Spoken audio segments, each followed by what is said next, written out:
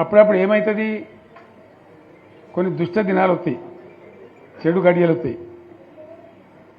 మనోళ్ళు కూడా అలవోకగా ఓట్లేసారు. మీరు గొప్పలో మీరు మాణిక్యరావుని గెలిపించారు. కానీ కొన్ని నియోజకవర్గాలలో నేను చెప్పినా కూడా అప్పుడు మంది మాటలు పట్టుకొని మారమానం పోతే మళ్ళీ వరకు ఇల్లు కాలిపోతుంది, వీళ్ళని నమ్మితే అమాంతం మింగుతారు, మోసపోతాం. రైతు బంధుకు రామరామ అంటారు, దళిత బంధుకు జై భీమ్ అంటారు, వీళ్ళు ముంచుతారా నాయన అని చెప్పిన నేను. ఏమో మీ సంగతి ఎంతో చూద్దామని ఆయనతో వేసారు. వేసింది ఇరుకపోయారు, బాయిలో పడ్డారు, అయిపోయి ఉన్నాయి అన్ని వీక్. ఇప్పుడు మళ్ళీ మొదటికి వచ్చానా కైలాసం ఆడలో పెద్ద మింగినట్టు అయింది మళ్ళీ.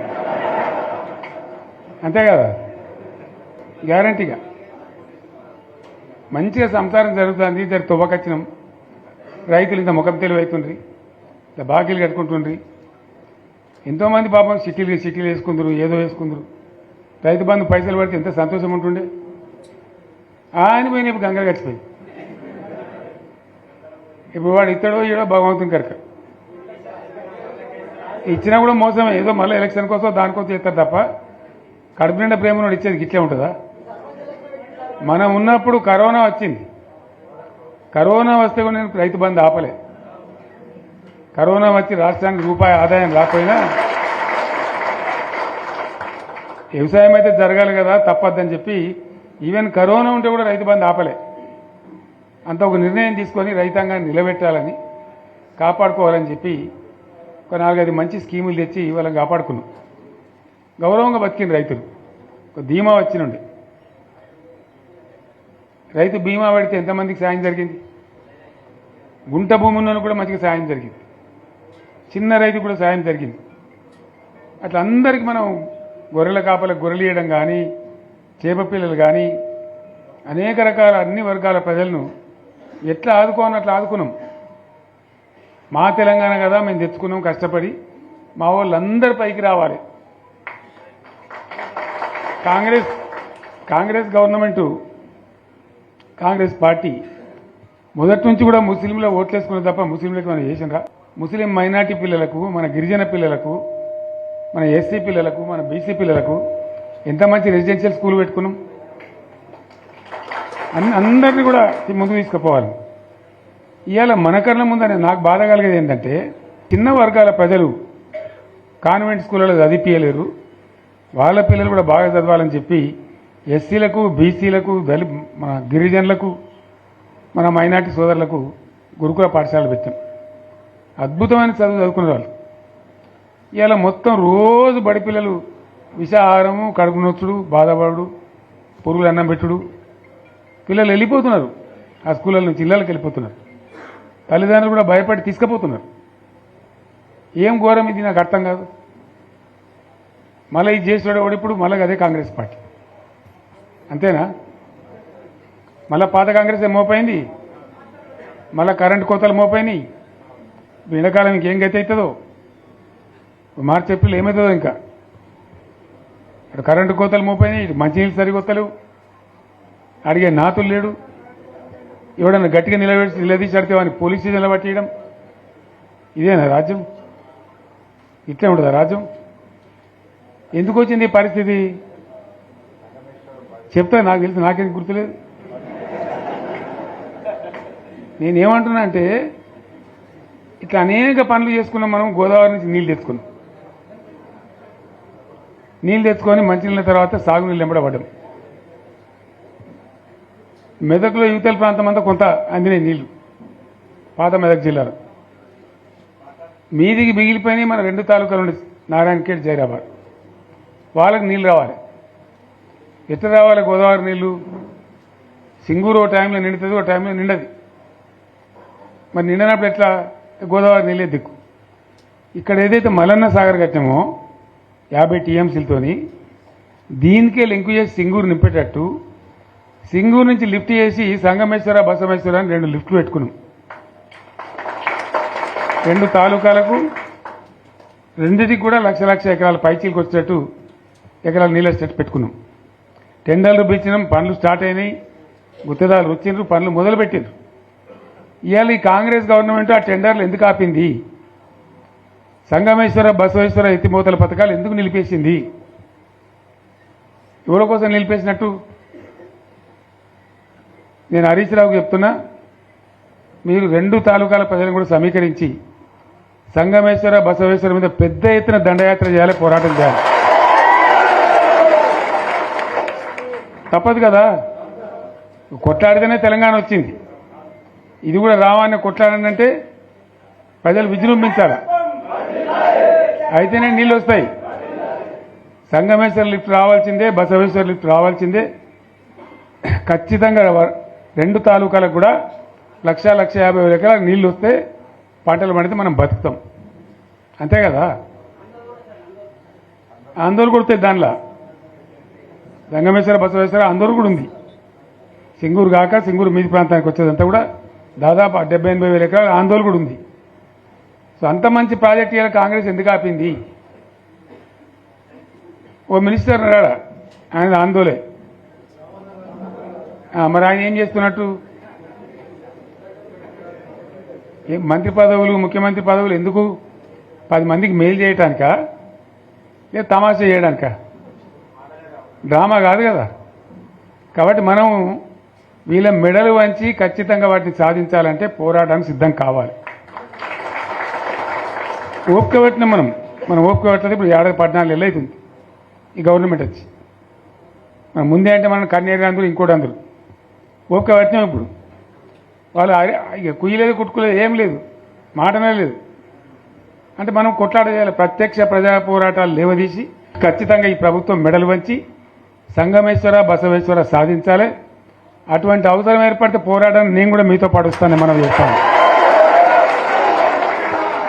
తప్పదు మరి, మనకేం చేస్తాం?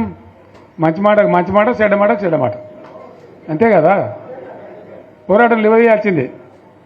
మీ ఎమ్మెల్యే మాణిక్యరావు నాయకత్వంలో, అక్కడ మాజీ ఎమ్మెల్యే భూపాలరెడ్డి నాయకత్వంలో, మీ జిల్లా నాయకుడు హరీష్ నాయకత్వంలో ఖచ్చితంగా దీని మీద పోరాటానికి మీరు బాటలు ఏర్పాటు చేయండి. మొత్తం యావత్ జిల్లా కూడా మీతో కలిసి వస్తుంది. అందరు నాయకులు వస్తారు, అందరు కూడా ఉంటారు. సంగారెడ్డి ఎమ్మెల్యే గారు కూడా మీతో పాటు ఉంటారు. అందరం కలిసి అది కొట్లాట తప్ప రాదు. అయితే ఈ కొట్లాట మనకు తప్పదు. ఎవలకు? బీఆర్ఎస్ వాళ్ళకు. ఎందుకంటే బీఆర్ఎస్ పుట్టిందే తెలంగాణ కోసం. తెలంగాణ సాధించడం, తెచ్చిన తెలంగాణను లైన్లో పెట్టినాం మనం. మళ్ళీ ఇప్పుడు ఈ దరిద్రులు వచ్చి మళ్ళీ నాశనం పడుతున్నారు, అంతే కదా. మళ్ళీ దీన్ని కాపాడాలంటే ఎవడు కాపాడు? మళ్ళీ మన నుంచే కావాలి. మళ్ళీ ఇది లైన్లోకి రావాలి. అందరూ మంచిగా ఉండాలి. ఎందుకంటే మనకు, మన పార్టీకి కులం లేదు, మతం లేదు, జాతి లేదు. తెలంగాణలో ఉన్న ప్రతి బిడ్డ మనోడే. వాళ్ళు ఏ మతం ఉన్నారు, ఏ కులం ఉన్నారు మనకు అవసరం లేదు. ఈ తెలంగాణ బార్డర్ గీత లోపలిన బిడ్డలు అందరు మనోళ్ళే. అందరూ బాగుపడాల్సిందే. ప్రతి ఒక్కరికి న్యాయం జరగాల్సిందే. ఆ న్యాయం జరిగి ఆ ఫలితాలు తెలంగాణకు వచ్చేదాకా ఇంకెవ్వడు కొట్లాడాడు, ఎవరితో కాదు. అది అబద్ధాల పంచాంగం. మళ్ళా మనమే కొట్లాడాల, అంతేనా? పక్క మాటేనా ఇది? కొట్లాడదాం కదా. ప్రాణం పోయినా సరే తెలంగాణకు రక్షకులు మనమే. తెగించి కొట్లాడాల్సిందే. తెలంగాణ హక్కులను కొట్లాడాల్సిందే. మనమే కొట్లాడి తీరాల్సిందే. అలా రెండవ మాట లేదు. కాబట్టి దయచేసి అవసరమైన సందర్భంలో మీ జిల్లా నాయకులు పిలిపిస్తారు, రాష్ట్రం నుంచి నేను కూడా పిలిపిస్తాను. మీరు సిద్ధపడి ప్రత్యక్ష ప్రజా పోరాటాలు లేవదీసైనా సరే మన ప్రాజెక్టులు సాధించుకోవాలి, మన నీళ్లు సాధించుకోవాలి, మన ప్రజలకు అన్యాయం జరుగుతుంటే ఎదురు తిరగాలి, కొట్లాడాలి. తప్పకుండా ప్రజలకు న్యాయం చేసేదాకా మనం ముందుకు పోతూనే ఉండాలి. తెలంగాణ కోసమే బయలుదేరిన జెండా గులాబీ జెండా. తెలంగాణను సాధించింది గులాబీ జెండా. తెలంగాణను మంచిగా చేసి లైన్లో పెట్టింది గులాబీ జెండా. భారతదేశంలో నంబర్ 1 అనేక విషయాలలో చేసి సాధించి చూపెట్టింది గులాబీ జెండా. జర్రంత మోసం జరిగింది. ఆ జర్రంత మోసానికి ఇవాళ ఓడోడిగా ఉనుక మీద రోకలోనే దుంకులాడుతుండు, అంతే కదా. ఎందుకు వానికి దాని కూడా ఏమేమో మాట్లాడుతుండు. సరే, నేను గంభీరంగా మౌనంగా చూస్తున్నా. నేను కొడితే వట్టి కొట్టు నాకు అలవాట్లేదు కదా. నేను వెళ్ళినా అంటే మళ్ళీ భూకంపం పుట్టాలిగా. చూద్దాం ఎక్కడి దాకా చేస్తారో, వీళ్ళ కథ ఏందో చూద్దాము. మనోళ్ళందరూ కూడా ప్రతిపాదిస్తుంది ఏంటంటే, 1 సంవత్సరం జరిగిపోయింది, సంగమేశ్వర ఆన్నే పన్నది, బసవేశ్వర ఆన్నే పన్నది, పాలమూరు ఎత్తిపోతల పథకం ఆన్నే పన్నది, కాళేశ్వరం అట్లా ఎండబెడుతున్నారు. ఇవన్నీ అన్యాయాలని కాబట్టి ఫిబ్రవరి నెలాఖరులో ఒక పెద్ద బహిరంగ సభ పెట్టాలి, వీళ్ళ కథ చూడాలి అనేది జరుగుతూ ఉంది. కాబట్టి మీరు కూడా పెద్ద ఎత్తున దయచేసి ఆ సభకు కదిలి రావాలి, అంత దూరమే ఉండదు. తెలంగాణ శక్తి ఏందో మరొకసారి చూపించి వీళ్ళ మెడలు వంచి ఇప్పుడు సాధించాలి. భవిష్యత్తు కోసం కూడా కొట్టాడకు మనం సిద్ధంగా ఉండాలి. ₹1,00,00,000 భూమి ఇప్పుడు 50 లక్షలకు అడిగోలేడు.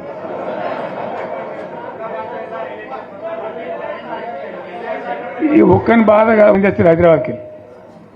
అందులోకి 2 ముస్లిం సోదరులు వచ్చారు. साहब सोब तबाह हो गया, इफलासी मुफ्त क्या तबाह होगा, तुम्हारे क्या हो, तुम हैदराबाद में तुम लोग हैं.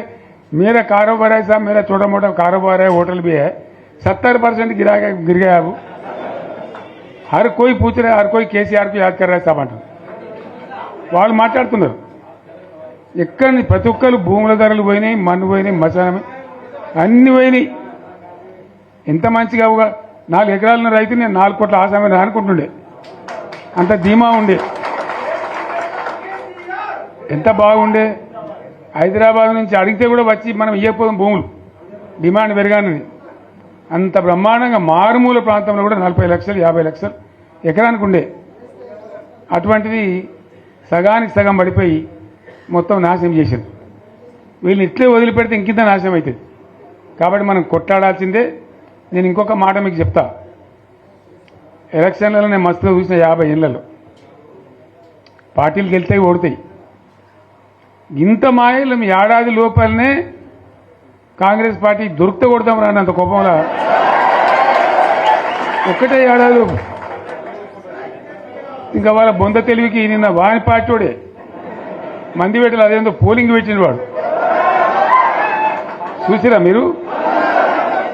ఆ పోలింగ్ పెడితే 70% మనకు వచ్చింది, 30% మనకి వచ్చింది. వాడు పెట్టిందే, మనం పెట్టింది కాదు. 75 ఇది పరిస్థితి. అదే నేను ఏమంటున్నా అంటే, ఫామ్ హౌస్ అంటే ఇది ఏముంటుంది, వారి ఉంటుంది, మక్కు ఉంటుంది, అల్లం ఉంటుంది. కాంగ్రెస్ వాళ్ళు అయితే మనిషి తెరిచే పారబడి తవ్వచ్చు కూడా లంగత. దీన్ని ఫామ్ హౌస్ అని మనం బదనాం చేసి అంతే కదా. నేను ఏమంటున్నా అంటే, అన్ని మబ్బులు వీడిపోయినట్టు ప్రజలకు అన్నీ తెలిసిపోతున్నాయి. మంచి ఏంది, చెడ్డ ఏంది, ఏం జరిగింది అన్నీ ఇంకా ఘోరమైతుందని చెప్తున్నా. వీళ్ళ తెలివితక్కువతనానికి ఏమైంది, నిన్న మొన్న రిపోర్ట్ వచ్చింది.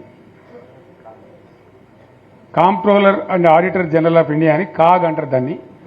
కాగ్ రిపోర్ట్ వచ్చింది. గవర్నమెంట్లో వచ్చిన ఆదాయం కంటే 13,000 కోట్ల రూపాయల ఆదాయం తగ్గిపోయింది. ఇంకా మార్చికి పోయే వరకల్లా ఇంకో 3-4 కోట్ల అవుతుంది. అంటే 15,000 కోట్ల ఆదాయం పోతుంది. 15,000 కోట్లు పెంచుకుంటూ పోయినా, నేను చెప్పి చేసుకుంటూ పోయినాను. ఏడాదికి 10 నుంచి 15,000 కోట్ల ఆదాయం పెరిగేది మన టైంలో. అంత జాగ్రత్తగా మనం వ్యవహారం చేసినాం. ఇలా ఉల్టా 15,000 కోట్లు పడిపోయింది. ఇంకా వాడేమి ఇస్తాడుగా, ఇంకేమైనా ఇస్తారా? ఇంకో 4-5 నెలలు అయితే జీతాలకే కష్టమైంది ఉంటుండ్రు. అందరు పెండింగ్ పెట్టి రిటైర్ అయిన దొరుకుతలు పైసలు మీరు చూస్తాను కదా పేపర్లలో. సో ఆ విధంగా రాష్ట్ర ఆర్థిక పరిస్థితిని కూడా దివాలా తీయించారు. ఇవ్వాల్సినేం కాదు. 100కు 100% ఇప్పటికే ప్రజల నిర్ణయానికి వచ్చిండ్రు. డెఫినెట్గా రాబోయే గవర్నమెంట్ మనదే అని అనుమానం కూడా అవసరం లేదు. ఏమాత్రం అనుమానం అవసరం లేదు. ఆ విధంగా పరిస్థితి ఇప్పటికే తయారై ఉంది. కాబట్టి దయచేసి నేను మీ అందరినీ కోరేది, మీకు మంచి ఎమ్మెల్యే ఉన్నాడు మాణిక్రావు గారు. ఆయన నాయకత్వంలో మంచిగా పనిచేసి మంచిగా ముందుకు పోయి చాలా చక్కగా మంచి ఫలితాలు భవిష్యత్తులో సాధించాలి. పరమేశ్వర్ పాటిల్ గారికి, వారి వెంట వచ్చిన మిత్రులకు నేను ప్రత్యేకంగా ధన్యవాదాలు చెప్తా ఉన్నా. ఇటువంటి కార్యకర్తలు, ఇటువంటి నాయకులే పార్టీకి పట్టుకొమ్మలు, తెలంగాణ జాతి రత్నాలు. తెలంగాణకు ప్రమాదం వచ్చిందన్నప్పుడల్లా ఇటువంటి బిడ్డలే అక్కడో లేచి నిలబడి మళ్ళా మా తెలంగాణని ఆ సోయి చూపెడతా ఉన్నారు. మీరు నడిచిన 140 కిలోమీటర్ల పాదయాత్ర వృధా పోదు. ప్రజలందరూ మిమ్మల్ని చూసిండ్రు. దాంగా తోపుంట కూడా మీతో ఎంతోమంది మాట్లాడిండ్రు, అడిగిండ్రు మిమ్మల్ని. ఎందుకు పాదయాత్ర ఎత్తున్నది మీరు కూడా అందరికి చెప్పిండ్రు అంతే కదా, మీకు కూడా అర్థమైంది ప్రజలు ఎంత వ్యతిరేకం ఉన్నదని. సో ఆ రకంగా మీ పాదయాత్ర వృధా పోదు, మీ కష్టం వృధా పోదు. తప్పకుండా రాబోయే రోజుల్లో విజయం మనదే. అయితే మన విజయం మన కోసం కాదు, అది తెలంగాణ విజయం కావాలి, తెలంగాణ ప్రజల విజయం కావాలి, తెలంగాణ రైతుల విజయం కావాలి.